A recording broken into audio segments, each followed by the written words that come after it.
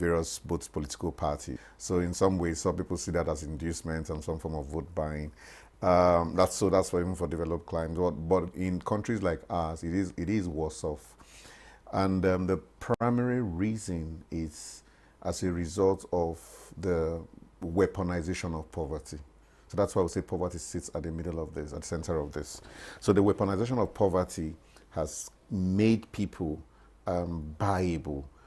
We've even seen cases of reverse opposition. If they come out, they are going to vote for. That's vote suppression. Exactly. So that has been our trend. Where it came into limelight was in Edo State, where during Adams Shomole, that's where the whole issue of vote buying came into major limelight in Nigeria and the whole conversation around it. And since then, it's been increasing. Between the last election, 2019 election and 2023 election, MBS says that there was a 5% increase in the incidence of vote buying. So 5%. 5% increase from what it was in 2019. So technically, there has been vote buying, and it's not reducing; it is increasing. There are places, so there's a demand side and there's a supply side.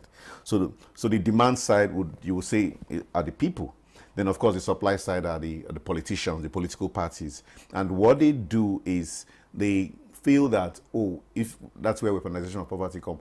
If we weaponize poverty, people are hungry, and Kogi State is a classical example. So you had a governor that was there, wasn't paying salary. It got to time of election. He then brought out money. So that can be seen as a form of vote buying. So he brought out money and paid, and then started giving money to people. People could take anything to be able to survive at the end of the day. So when you weaponize people, you force people to come to that level. But the critical part are the people that are so that's the supply side. Those the politicians and the political parties that are involved in, and it has been institutionalized. So you now have cases of who outbuys the other, who pays more. So this party paid 5,000. You paid 5,000. Don't worry, we'll match you. This one will pay 7,000. So that is what is happening. But clearly, for us to deal with it, we have to go back to the Electoral Act that caps the amounts that people are supposed to spend. We are not able to track that. So if we're not able to track that says you cannot spend about 5 billion for presidency, 1 billion for governor, 100 million for senators, and 70 million for House of Rep members, if you're not able to track that and keep that on hold, definitely we know that there is no way the last election that any of the political party limited their spending to 5 billion. So what can INEC do? Should we get to a point? INEC is already overburdened.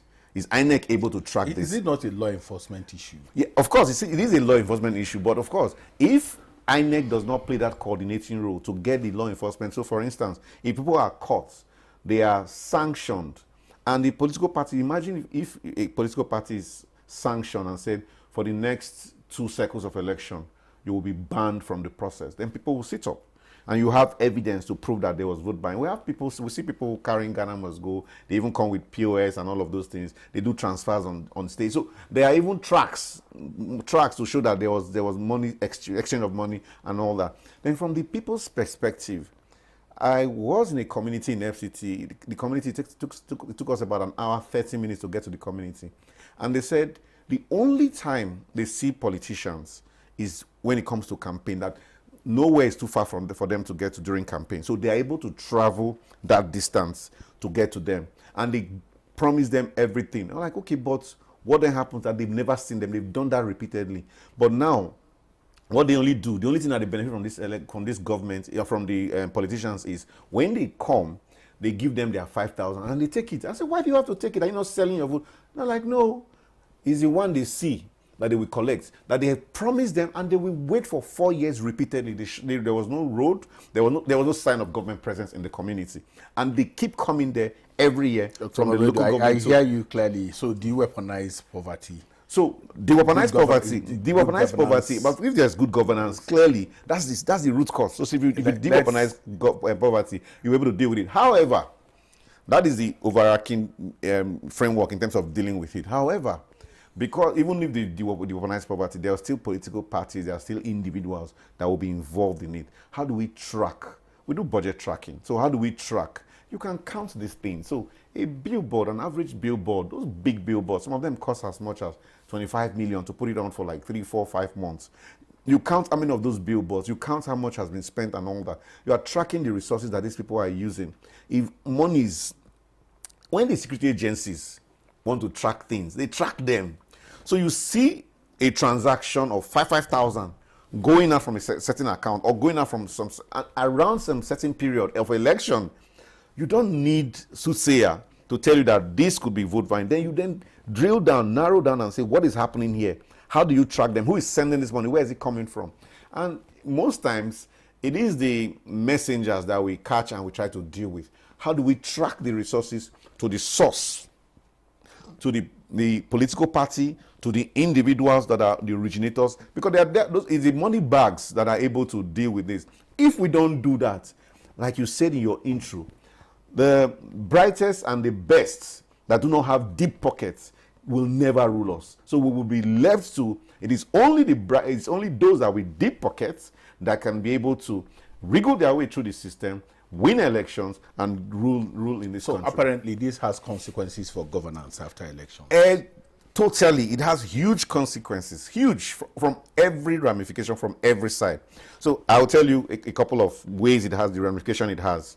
Now, the first thing is, these persons are not charity. Those that come and they buy votes.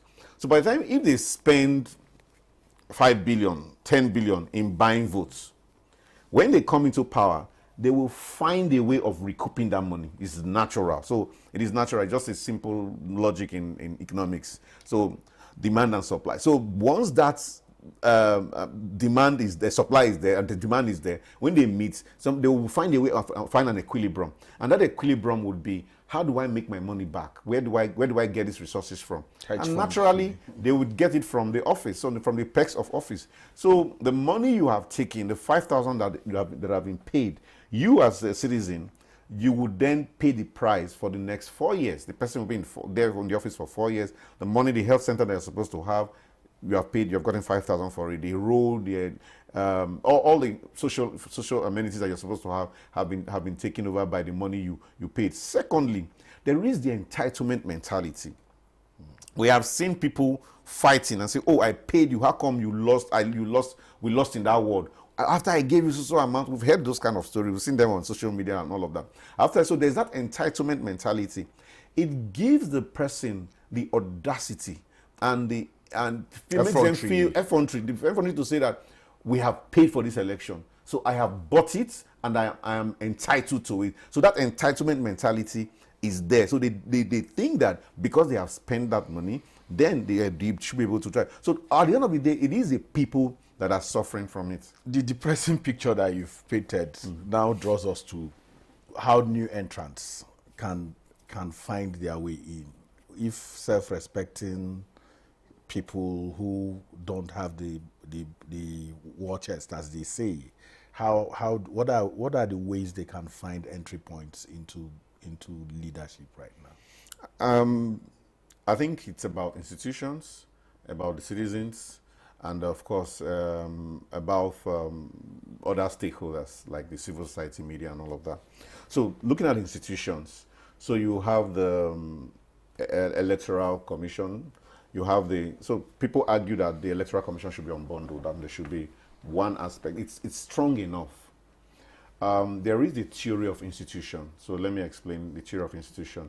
The theory of institution places the burden of the institution to be able to take responsibility, for me to hold the institution responsible in some cases. And in theory of institution, the political party and their candidate is a good example of it around theory of institution, where the political parties are supposed to be responsible to the citizens. I should not bother myself with your candidate A, candidate B. So I should not bother myself with all the governors you have put in, but I should bother myself with the political party that is there. Because they have a manifesto. They have a manifesto. They're able to deliver. Then I will vote for your political party. Then in turn, you will hold your candidate responsible. But what happens is you have citizens pursuing every candidate. I have to know every candidate. So I have to. So we have a renewed hope agenda. Every agenda, everybody. So, but I should hold the policy. But that is not working. So clearly, in terms of institution, we have to get institutions to work. So the political parties, INEC has got to play a role. The law enforcement agency has got to play a role. Then the citizens need to recognize. So we need to get to that breaking point. We do not want. You are building something. I know that there is something you're working on. Is it People's Power or something? Yes, motion. Yes, that you're working on. We will go on a break now. Okay. Electoral Reform Half Hour will continue shortly. When we come back, we'll pivot on that conversation. Stay with us.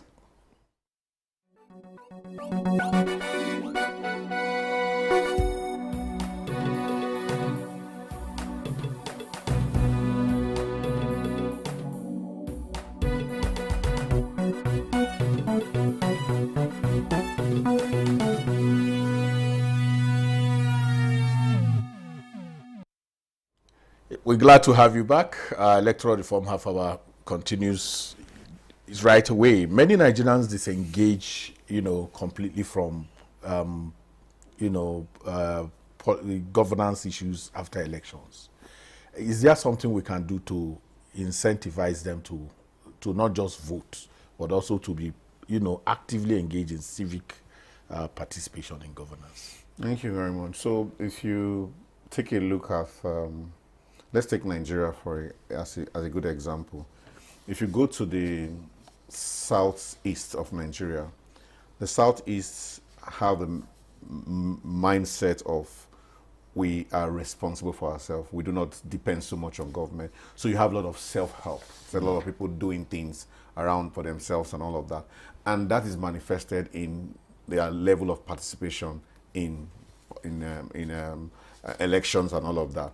And if you look at the body language of the people, every election, people try to, so you have a lot of civic education, civic engagement, mobilizing citizens to come out. That should continue, definitely. Civil society should do that, play that huge role. ActionAid, your organization, all of us should come out and play that organization to mobilize citizens to come out. But there is an end. Election is a process, it's not an end. So even if the candidate emerges, it's not an end. So it's a circle. So when the candidate comes out, citizens should be able to engage the candidate, or the person, the president, the governor, whoever, and engage them at that level, ask them questions, hold them accountable, and demand good governance from them. Now, when they don't see good governance, then they seem to withdraw like, okay, there is no hope for this system of government that we are having. But the truth is, even if you have a military regime today, it's still going to be the same thing. It's going to even be worse at the end of the day. So that's not even the solution to the issue. That's not the solution. The solution is we have the civilian government, but how would citizens rise up and rally around to do that one day? But before that, the very important issue is confidence in the electoral process. Citizens having confidence in the electoral process. So you hear citizens say, oh, this election has been decided. It is dangerous for our democracy. And increasingly you see young people saying that, nope, we don't trust the system. Whoever is going to win, they already decided it. But guess what? In our elections, sometimes we have just 20%, 30% of people coming out. But guess what? If more people come out, it becomes more difficult to rig. We're not saying that there are possibility of rigging. We're not saying that. We're not saying we saw the IREF, we saw the sum of results that were posted there. We saw all those things, right?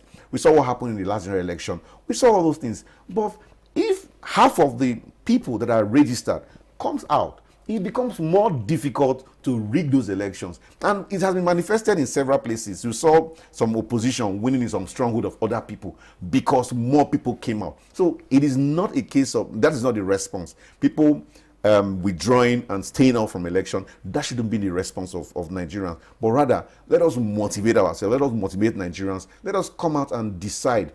Because whether you come out or not, whether you vote or not, you have decided. In fact, in my words, you voted. You voted. You have voted for whoever emerges. You voted for what you didn't want. Yes, exactly. So whoever emerges, you supported that person. That's it. So if you didn't want to, just tell me a bit about the initiatives. I know that you've brought, coming into ActionAid, there are quite a lot of things I've known, I've heard that you brought to build citizens' power, and strengthen citizens to be able to make these demands and questions. Is it something you want to Sure. share Okay. a So, bit of so it with ActionAid us? is working with other organizations, other individuals, organizations, networks, movements. So we believe that if there is power in people, so the power belongs to the people. This the president, the governor, they are agents of the people. They are there, they hold power for us in trust. So citizens should be able to decide how and what happens and how it is done and all that. So what ActionAid is doing is working with all of these agencies to be able to mobilize Nigerians. So we have what we call motion. Motion is movement for the transformation of Nigeria. And motion is a movement of movements. You have over 100 organizations, from individual organizations to large organizations, network organizations that have up to 2 million, 3 million members. Some of them have up to 7 million membership as member of motion. So all of us coming together like, okay, you know what? Let us come together